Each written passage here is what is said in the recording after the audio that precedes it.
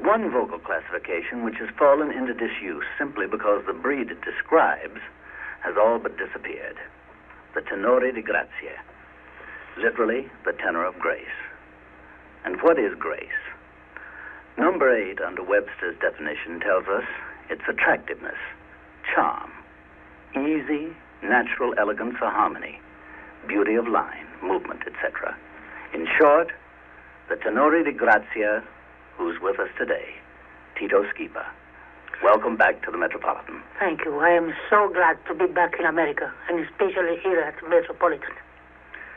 Earlier this season, Tito Schipa created a near riot at Town Hall with what he said was his farewell New York appearance at the age of 73.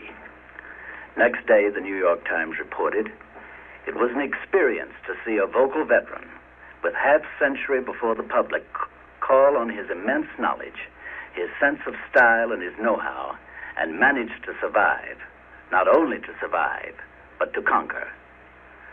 The New York Post said, the sold-out house overflowing to the stage may have come to toast the memory of his past triumphs, but it remained to hail by ear-splitting applause and bravos the unforgettable sweetness of his quality, his smooth bel canto style, and his special ability to bend a phrase spontaneously enough to make it seem induced by the breeze.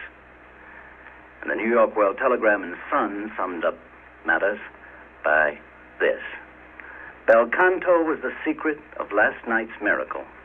The utmost care and devotion to voice and phrasing over the years were paying off in an afterglow more moving than the earlier brilliance.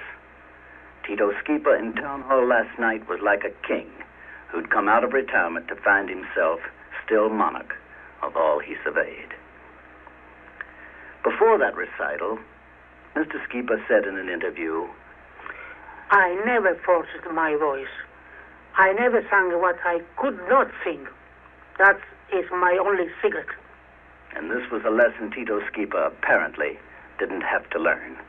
His incredible technique seemed to have been built in, and it was a source of consternation to everybody that he never vocalized. Without warming up, he could spin out those lovely sounds you're about to hear. When asked by a colleague why he never did scales before a performance, he candidly replied, I have only so many high notes, and I like to be paid for them.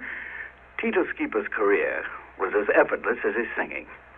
He was born in Lecce, down in the heel of the Italian boot, in the province of Puglia. The Florence of the Puglia, they call Lecce, because the Italian spoken there is the best in southern Italy, which may account for the beautiful Schipa diction. His gifts came early to the attention of the Bishop of Lecce, who paid for his lessons in composition and piano as well as voice. With no fuss or struggle, no family opposition, no poverty or hunger, he made his debut at Vercelli, a little town in the Piedmont, as Alfredo in Traviata. A slender youth of 21, when he found himself enveloped in an overwhelming stage embrace by the buxom Violetta, a voice from the topmost gallery cried in monk terror, "Be careful, don't squeeze that little boy too hard. We want to hear him sing." And hear him they did. Mr. Schipa, looking back on a career of more than 60 years, what do you count as your greatest satisfactions? I remember a first of Milan, about 1918. Toscanini was conducting. At rehearsal, he stopped the other singers many times, but he never stopped me. I was worried. He doesn't like me, I thought. Finally, I couldn't wait no longer. Maestro, I said, you didn't stop me. Why? He answered, you don't need it. And you created the tenor lead in the world premiere of Rondine. Was Puccini there? Of course. And what was his reaction on your performance? He was at the rehearsal, and Madame Puccini was at his side. You know the story of Rondine, of course. Yes, I remember. At the end, the girl leaves me, and of course I cry. After the rehearsal, Mrs. Puccini told me, my husband cried when you cried. He won't tell you, she said, but he did cry. Tears in the eyes of the emperor. Yes, and I remember Tosca with Maestro Mugnone. He conducted the world premiere of Tosca, didn't he? Yes, and he was very tough. At that time, the practice of making the bis, which means repeat the aria, was permitted in the larger theatres of Italy. When I sang the aria in the last act of Tosca, El Luciano le Stelle, Maestro Bugnone stopped the orchestra and called to me, Schiperiello, bis, for me. At this point, the appropriate music would be the aria from Tosca. But our time's running out, and for the last number, I think our listeners would like something more typically Schipa.